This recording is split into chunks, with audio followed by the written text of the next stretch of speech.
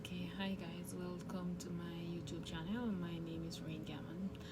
I'm gonna share with you my investment journey, what I invest in, and why I choose to invest in those things.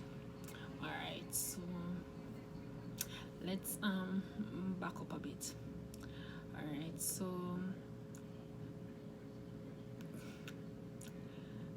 I invest in predominantly in Jamaica. Okay, hi guys, welcome to my YouTube channel. My name is Rain Gammon.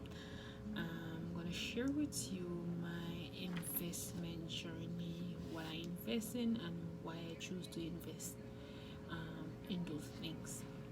Alright, so let's back up a bit. Alright, so I invest in predominantly in Jamaica. I predominantly invest in Jamaica, so I invest in stocks and I invest in real estate. Initially, I've always been a very curious person. I've always been interested each time I see something online. If somebody, like, say a video, a podcast, well, even before podcast was a thing, it's probably all the way back to probably like used to watching profiles on a Sunday and hearing people life story and just what is it they did for a living and how they have acquired their wealth, stuff like that. So I've always been intrigued by people's journey, and that motivated me and gave me the desire to pursue my own investment journey. I think at age 19, I was working at a prominent bank in Jamaica. And I remember when I was working at the bank, a co-worker said to me, there was this new housing development. I think the bank was one of the institutions financing the development. So what the co-worker had told me was that they had given, like, and I don't remember the exact number, but she was saying something to the effect like they had given, say, 100 or something like that houses, not give, but they had reserved rather certain amount of houses for employees of the financial institution to be able to buy. It was a big thing, like persons was moving out of Kingston, everybody, it was a thing, like everybody was talking about over there. And I remember at 19, I pretty much was just a part-time filling, they used to call us mobile. And there was something in me. I was just literally trying to figure out, like, how can I get one of these? Mark you, I was in college. I was in what? I believe I was in I started in 2019. Started in 2009. I don't know where I got 2019 from. 2009.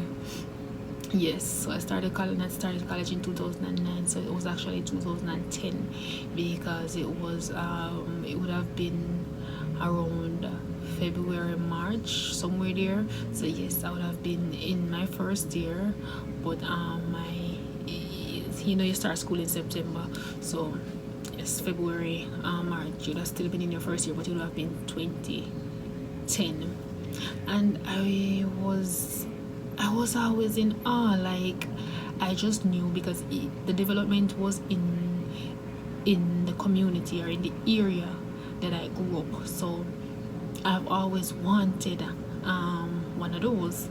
So I remember she was telling me that, and I was asking her questions. I remember from that time I was questioning, like, how much does it cost? How much money would you need to be making?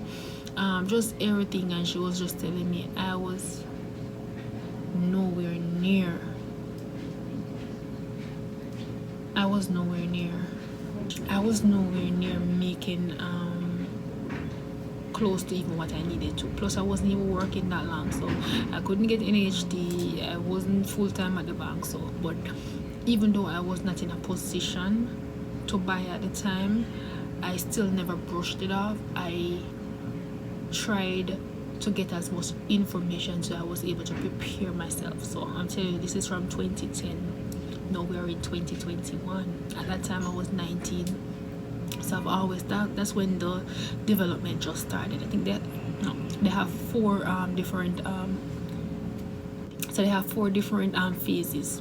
So this was at the time when they were in phase 1. So a lot of the personnel from the banks was buying houses in this development. I think it started prior to 2010, but in 2010 they were still basically on the first phase still.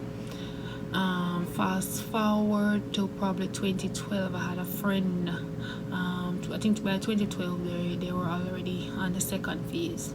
And then my friend bought a house over there. And I remember when my friend was telling me about the house, and I was so excited. I'm like, yo, I've always wanted one over there. I'm happy for you. Like, yes, go for it. I was telling him, like, from when I knew about it and how I felt about it. So I was there. If when he got the house, so we were over there cleaning up and stuff like that. So it was like always very near and dear to me. Like, it's an investment, but it was very sentimental because, like I said, I grew up in the area. So for me, I really wanted it. It started out with me just wanting it to basically live, not necessarily invest, but I knew I wanted one of those. So that was 2012. I always had it on my mind, but I was still in school because 2009-10 is when I just started school. A lot of things happened in between. I was supposed to basically finish school in 2013 rather. I was supposed to finish school, wasn't able to finish school in 2013, so I ended up finishing school in 2015 because when I was working, I basically didn't do all my courses in my first year, so I kept bringing over courses one, and then I had a major life-changing event in 2012. So there was a lot going on. I'll skip over all of that, but I never finished until 2015. I migrated in 2015, and when I migrated in 2015, it was still heavy on me. Like, this was something that I have always been interested in. So 2015 I migrated. I'm here, but it's something that's heavy on me. Fast forward to 2017 I started working. When I started working, I basically contacted the NHD. I was doing my research in between. Like, at first I wasn't even thinking about NHD. Between 2015 to 2017, I wasn't even thinking about NHD. I was thinking, like, if I could see something cheap enough, if I could see something cheap enough, maybe like a piece of land or something, that I would buy, build. I was always thinking about property, but like I said, over there was always something that I really wanted. Anyways, all over the place. So in 2017 I reached out to NHD. I asked them the procedure, like, for someone who's living overseas, what do I need to do? Because I know there are persons who are, before that, back up a bit, I remember I was talking to my aunt once, and she was telling me, because she's self-employed, and she was telling me that she pays NHD, and when she's ready, she's qualified already, but whenever she's ready, she's gonna go ahead and take the benefits, but she's not ready as yet. So yes, I knew self-employed personnels would be able to get it. So as an overseas person, I wasn't sure how it was gonna work. So I reached out to them, and they gave me the paperwork, and they told me, since they had asked me, like, for my TRN, my NIS, and if I had worked before in Jamaica. I told them yes. So basically I worked over a year. I worked more than one job in Jamaica. So they told me that since I've worked before in Jamaica, I just needed to pay 1 year, which is 52 weeks contribution, in order to be qualified. So that was in 2017. I believe I went to Jamaica, I think in 2017. It was like April 2017, and I went and I did all the paperwork and did everything. Did my first monthly installment and came back home. And every month since, I ensured that I was always on time, everything with my payments. And I have a friend, and I told her what I was doing. So when you ask and you get all the information, so basically I knew everything that needed to be done. So I was telling her, you can go ahead, because I'm that kind of person. Once I find out something and I see that it's beneficial, I'm always pushing everyone around me to go ahead and do it. So I'm like, why don't you contribute, do your NHD contribution? Since you never worked in Jamaica before, you're just going to be required to pay for 2 years. But guess what? Whether you pay it or not, the 2 years going to pass. So you're better off just going ahead and just doing it. So at least, come 2 years time, you have that money from NHD. I've always joke and say, listen, as soon as it reach 12 months on the dot, I'm buying a house.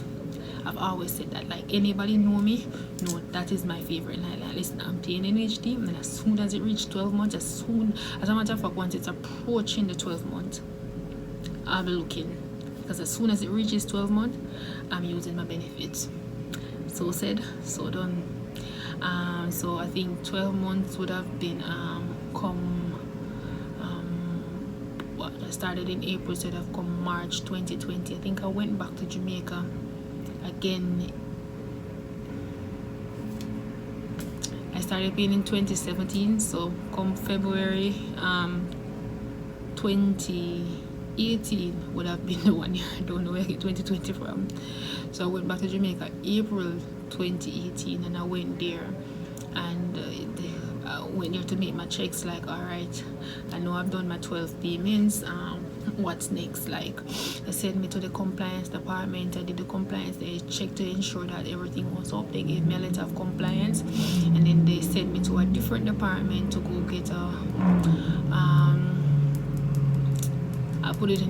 I put it in description, but another letter to say basically, I think it's an eligibility letter, something like that. Yeah, so they gave me the eligibility letter. That was April 2018. Came back, and I literally I think I was stalking the internet prior to, but I wasn't seeing anything. And then I kept stalking the internet. I think I saw probably like 2 or 3 properties at the time in the development, and each time I reached out, I kept calling. They told me it was no longer available. That didn't deter me. I kept checking. Then one day I saw this property pop up, and I said yes. And I say, if I'm on it every day, so basically if I see this, there's no way this could not be available, because it wasn't on it all along. So I called the NHD and I say, hey, I see this property. This is the I think it's the MLS or something like that number. Can you tell me if it's still available? And she told me I should have to check. I should call back sometime. But I called back the exact time she told me to call back. She said, yeah, the property is available. I said, okay, I'm interested. What do I do? She's like, okay, you can put in an offer or something like that. Based on what I saw, I think the properties that I was seeing before, I think the first property that I saw was for 7 point something. When I reached out, that was sold. Then I saw something that's for 9 point something, 8 point something, and those are sold out. So when I saw the property for 8.5, I'm like, listen, I'm not even going to negotiate with them, because on the open market, it was a private treaty. So on the open market, I've seen properties 2 for like over 10. So I'm like, I'm not even going to negotiate. So I wrote up the offer, offered full amount, sent it back to them. I literally called NHD every single day just to find out if my offer was accepted.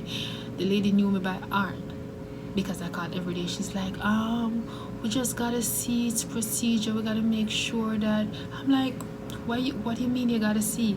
You asked for X and I offered you X. They have to I think they said they had to reach out to the persons who own the property, just to give them the opportunity to see if they are still interested in keeping the property, if they want to pay the arrears or whatever be the case. But the first priority is to ensure that they give them time, or I give them the opportunity rather to see if they could save the property. All right.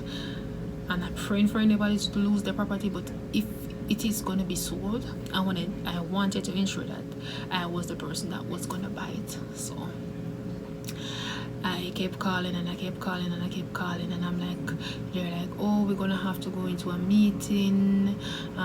They haven't made a decision as yet. Maybe by Friday. I call. Still don't get an answer as yet. The following week, I kept calling and I kept calling. Yes. Sorry about that. Alright. So I literally call and call and call and call and call till she finally told me that okay. Alright, yes, so I kept calling. So when she finally told me that it was approved, I was so excited. I'm like, okay. So she's like, you have to sign the, what you call it, it's a bid acceptance form. Signed the bid acceptance form and I sent it back. I was literally on them every single day. I called, just keep checking. It took a while. I think it took probably the NHD process.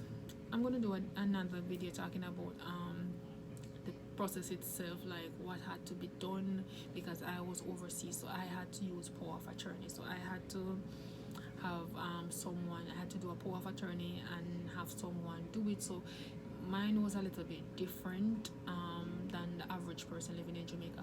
But just know that if you're living overseas, you don't have to go down, because it's not a one-day process. It's going to take some time. So you're better off having someone do it on your behalf. I had a family member did it on my behalf. I just gave her a power of attorney, so she was able to fill out the loan application on my behalf and all of that. All in all, I think the entire process took like 120 days. So yeah, roughly like 4 months. But yeah, so that was how I got my first property. That's how I got my first property. And that's how I got started. I mean, it was a lot of work, especially with the power of attorney, and you had to get it stamped by several different entities, so there was a lot of running around. So, but all in all, it didn't deter